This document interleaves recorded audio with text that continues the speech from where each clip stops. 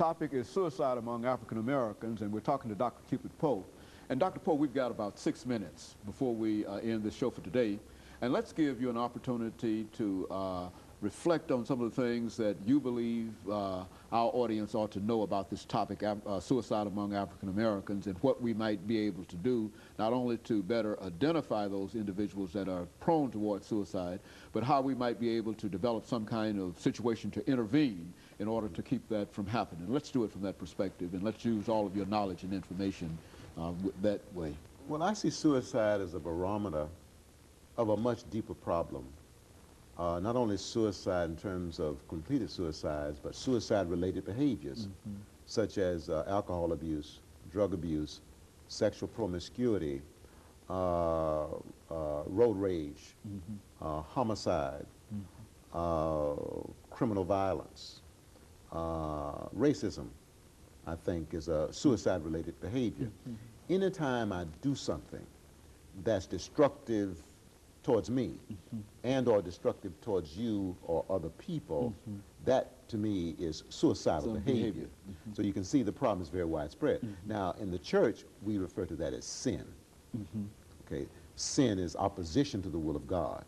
So then the #1 problem in the nations today very clearly is self-centered behavior. Sin. Sin. Say it. Sin. Sin. That's the #1 problem in the nation. And the level of sin right now, I think, is higher than it's been in a long time. Oh, good. And unless we do something about it, and we can't legislate it away, we can't turn our heads and think it's going to go away, we're going to have to confront it, we're going to have to acknowledge it, and we're going to have to take some corrective action. Now, obviously, sin is a spiritual problem. We can't medicate it away. Altering our genes is not going to alter the sin problem. Now, what it's going to require is people are going to have to acknowledge their need of God. God is the only power that's able to overcome our sin condition or our condition of despair. Any other solution will only make the problem worse. More money won't solve it. More legislation won't solve it. More so-called freedom won't solve it. Only God can solve his people's problem of despair or sin. So that's what we have here. We have a people who more and more have turned away from God. We have a people in this nation more and more who are choosing to go their own way and to do their own thing. We become addicted to pleasure. We become addicted to excitement. Look at how expanded the entertainment industry is. We're so addicted to excitement until people are selling profanity in music. We hear profanity now in places we never heard it before. I hear parents cursing children. Profanity on television as if it's all right. Good. Say that. All right? This is addiction to pleasure. You see, addiction to pleasure is rejection of God. And so addiction to pleasure then leads to despair and is often a manifestation of despair. We've got a problem. We've got a problem. And unless the committed church and other people of goodwill, all right, really begin to pool our resources and begin to call the problem what it really is, and that is we've got a sin condition in the country. There are more antisocial people today in this country than ever before. People are taking advantage of each other in the marketplace like never before. People are abusing themselves and abusing others like never before, and it's not going to get better. School violence is just the tip of the iceberg. Road rage is the tip of the iceberg. Workplace violence is the tip of the iceberg. The recent election infractions, that's the tip of the iceberg. We've got a problem. People apparently have decided that it's all right to do whatever you want to do so long as you don't get caught and so long as it's profitable economically. Not so. All right?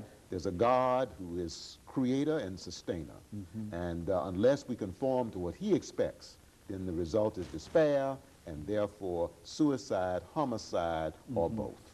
And of course, Dr. Poe, what you're also saying is that this is it's a sin problem, but it's a spiritual problem, I think, more than anything. And I think to understand it from a spiritual perspective, that the man is spiritual as well as physical. And to understand it from there, I think it takes away all of those things that folks have in opposition. You know, folks don't have sin, tax sin, and people don't want to be told that they're sinful, you see.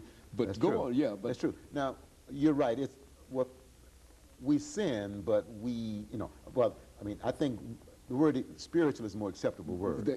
Okay? But I think we need to be honest with ourselves. Spiritual and sin are two ways of saying the same thing. Okay? All right. The main thing is to acknowledge the fact that we've got a problem and only God and us working together can solve it.